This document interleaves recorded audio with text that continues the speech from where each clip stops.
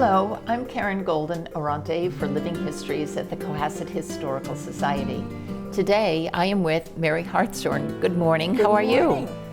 Thank you so much for coming today to tell us the story of little Mary in Cohasset. So could you give us the story of how you how your family actually arrived to Cohasset and your memories of Cohasset? My great-grandfather, Cumner, came to Cohasset in the middle 1800s and bought a big piece of land at the corner of Forest Avenue and Jerusalem Road. It was then, there were 2 summer houses on it. He bought it on spec, I believe. And there was another house at the absolute corner, but the land he bought went up the hill and over to Forest Avenue, sort of an L-shaped thing.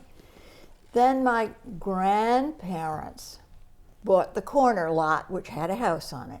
So there were 3 family houses all in a row on that corner. And we, until I was 4 years old, we summered there. And then came the financial crash in the 30s. And my grandmother let the gardener who lived in the house on the property up back go and offered the house to my family. My father had also lost his job. So there we were. And we stayed in that house. My mother and father lived in that house until 1970. But I went to school in Cohasset when I was tiny at the Cohasset Country Day School. Over here on South Main Street. Yes. Yes. Yes. And so the Country Day School, you started a kindergarten there. I did. Yeah. Yeah, and then it went through 4th grade. Right. And what are your memories of the Country Day School? I loved it. It was tiny and the little building was tiny and all the children were good friends. We knew each other from playing in the afternoon with each other. We did plays on a big plank floor that was outside when the weather was nice. We had one nice big apple tree that we could nearly all climb up into once we got to 3rd grade. And it was just a lovely, lovely place run by Mrs. Mays, who lived in the house next door. Excellent. Good memories. So now from Mrs. Now, who was, you had your portrait painted at that point when you were at that school? Yes. No, wait a minute, I was 10. No, it wasn't while I was at that school. Okay. I had gone to Milton by then. Okay. So from the Country Day School, then you went to Milton, and who drove you there every day? The man who was running the yacht club didn't have very much to do in the winter, obviously. So 4 families hired him to drive the children in somebody's car back and forth to Milton every day. And Milton pretty much let us all out at the same time, so it was possible. So it was interesting that, we do want to show a photograph of the homes that your great-grandfather purchased in the mid-1800s. So the property was here at the end of Forest Avenue at Jerusalem Road. And so we'll take a photograph of that. And certainly some other wonderful photographs of you here as a little girl that we'll capture for the screen. And showing also how big snow was then, certainly could be in competition to the snow that we had this winter. But the other thing that was interesting when we were talking about, what activities that you did while you were in school or during the summertime here, one of them is the yacht club. So we have, the yacht club was really a place to socialize during the day in the summertime. Oh yes, definitely. And I never much liked to sail, but that's where the action was. So I bicycled over there from Forest Avenue every day and picked up my pals. And sometimes I'd catch a ride on somebody's boat, and sometimes I didn't have to go. Yeah. So, and that's how kids hang out today in the summertime. So it still is a continuing activity. Much Yeah. bigger group Yeah. than ours was. Ours was So how many kids did you think participated in sailing at the yacht club at that point in time? I'm not a good one to ask because I really wasn't paying attention. Oh, okay. The other fun thing that was at Sandy Beach, you used to ride your bicycle to Sandy Beach as well? Oh, yes. Yeah. Or often, well, I guess I may as well tell you about this. Sandy Beach had shaken out so that the end near where the bathhouse was, where you have a picture of, was where all the homeowners went to swim. The other end was where their servants went to swim. And it was an unwritten rule that that's the way the beach divided up. So I often went to the beach with my grandmother's chauffeur and his family, who had children they had children my age. Yeah. And so I was down at the other end of the beach for most of the gang I usually played with. Now, was this considered the other end of the beach? Or was that the bathhouse end? With the little houses, the little beach houses that we used to have at Sandy Beach. Boy, this is the other end. Okay. This is a really old picture. Yeah. So just to show as well, the other end of Sandy Beach they had the little beach houses that people used to be able to They'd use park as well. there and use that. Yeah. So anyway, so after Milton, well, actually, you stayed at Milton till only 10th grade, to the 10th grade. I stayed at Milton till the 10th grade. Yes. Right. Yes. And then what did you decide to do? Then I went to boarding school in Virginia, the Madeira School, and Mother took me around to look, and I got to choose which of the 3 or 4 that we looked at I wanted to go to, and I liked all of them, but I chose Madeira because it was daffodil season, and the daffodils were planted in the wild around big rocky outcroppings and under the trees in corners, and it was so beautiful. That's why I chose that school. Good choice. Well, but back to the port, because you did a big portrait. You had your portrait done when you were at Milton then. I had it done, and it must have been done in, well, I know what it was. It was when I was 10. I was in 4th grade. It wasn't at Milton. It was back at the country day school. Okay. Because somebody had measles or mumps or one of those, and when everyone did, then we were all put into quarantine, and the school shut down. And Mrs. Reed, who painted my portrait, was one of the teachers of art and other things at the country day school. So she had nothing to do, and she knew I had nothing to do. So she called my mother and asked if she could borrow me for a few days because she wanted to do my portrait. Oh, now Mrs. Reed was very accomplished portrait artist. Yes. Here, and she actually studied. I was reading up about her that she actually studied with Sargent in Boston. Yes. I mean, she was really quite accomplished. And I also read you collected portraits, because she did actually do several portraits of the kids in Cohasset, and you gathered all those photographs, as many as you could, from wherever the country they might be, and had a showing here of Mrs. Reed's portraits at the Historical Society. That was. We did. And you did that I mean, how did you find all those people, or the people that you found? It was lots of fun. Yeah. I found people that I thought I'd lost forever. I just called people who might have known them and said, "Where are they?" Yeah. And we were able to pretty nearly fill this room with portraits. Wow, that's. I was very surprised, but I caught up with all my old friends. It was lovely. Yeah. And that was a while ago.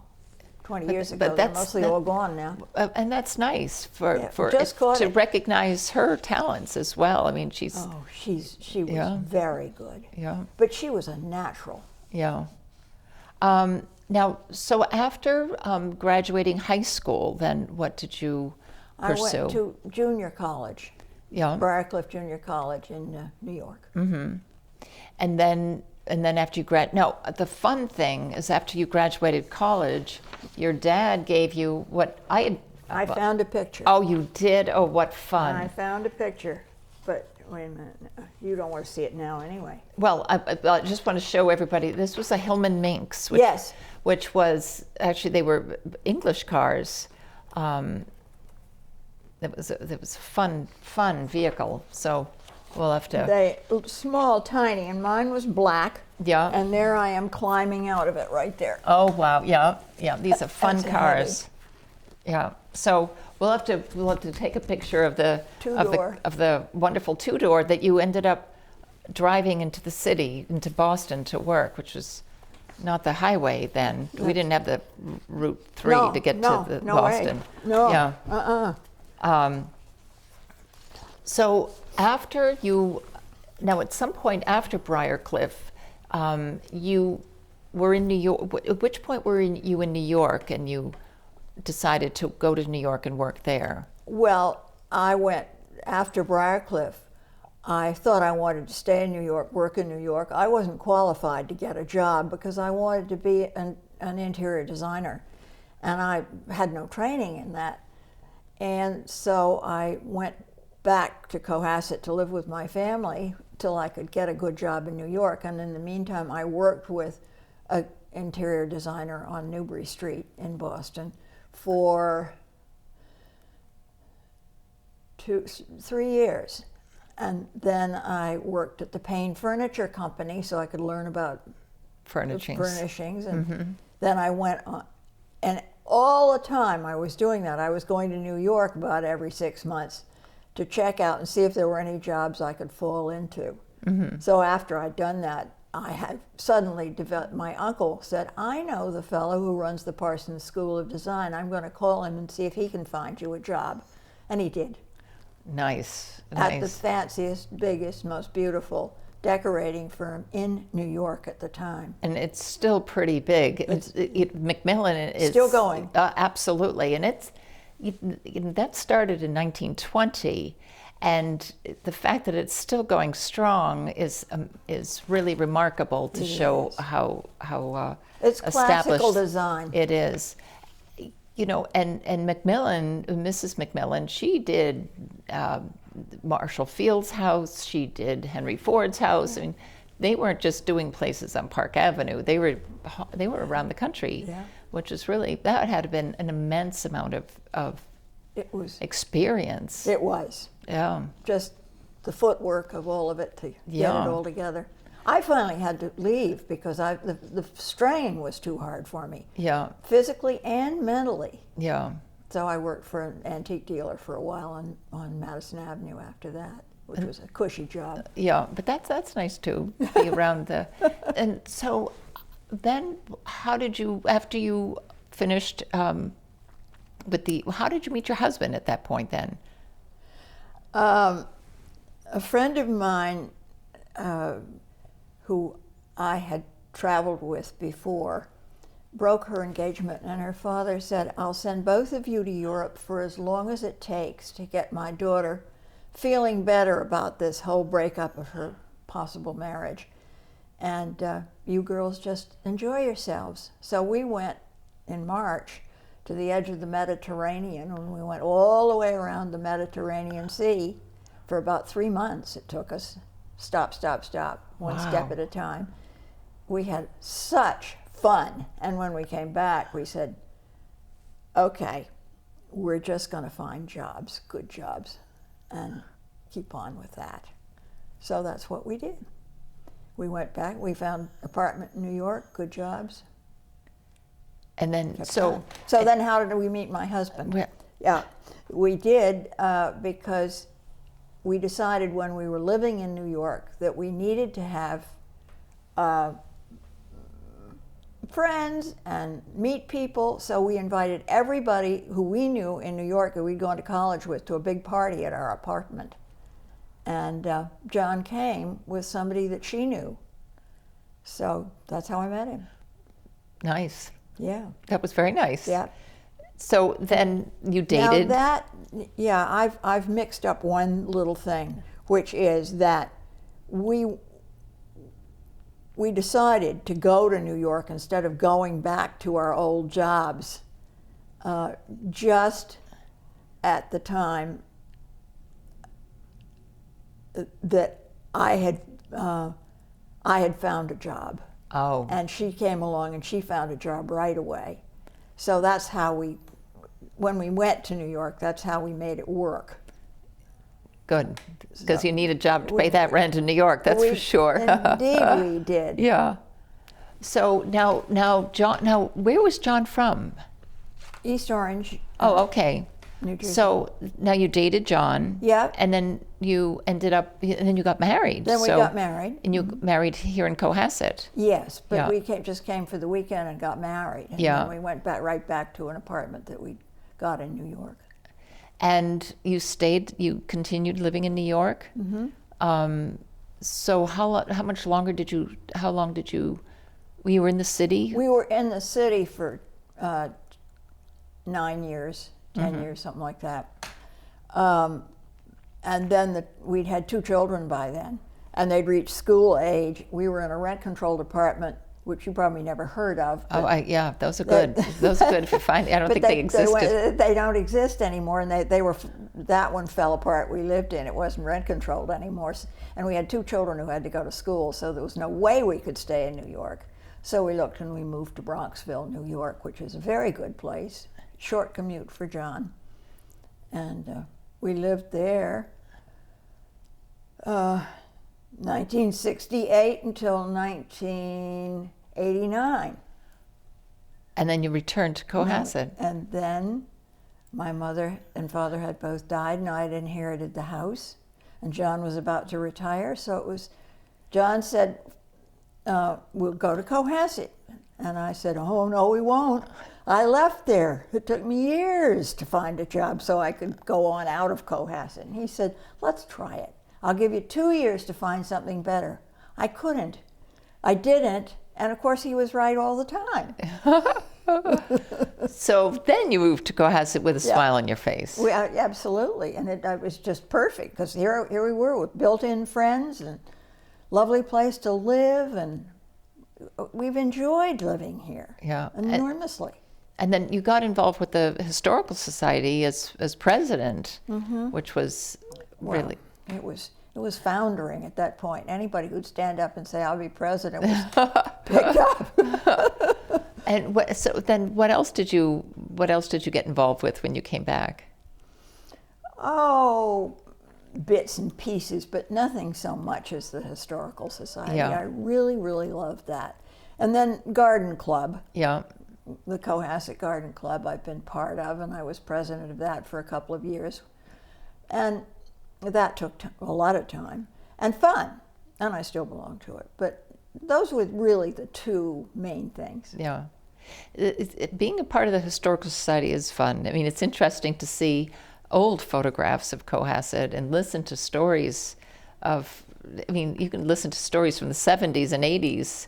I mean, today it's fun to listen to, let alone, the 20s and 30s and the 40s is looking at these photographs, which we'll show on the screen. But so now you're still, I called you the other day, and it was a beautiful sunny day, and you were out in the garden for hours and hours and hours. So you keep yourself pretty busy. We do all our own garden work. Yeah. The grass You're out gets there. mowed, but otherwise we're out there. Good for you. Oh, Mary, I have to tell you, it's been really fun to talk to you about growing up in Cohasset in the 30s, and listening to your story, and certainly going to New York to go to work for a company like Macmillan, which is really a very impressive career to have pursued. But that creative field can be very stressful, for sure. And so I thank you for taking the time to spend with me talking on Living Histories. My pleasure. There's nothing more fun than talking about oneself. Okay. Thank you very much for watching Living Histories. Look forward to see you again soon. Bye-bye.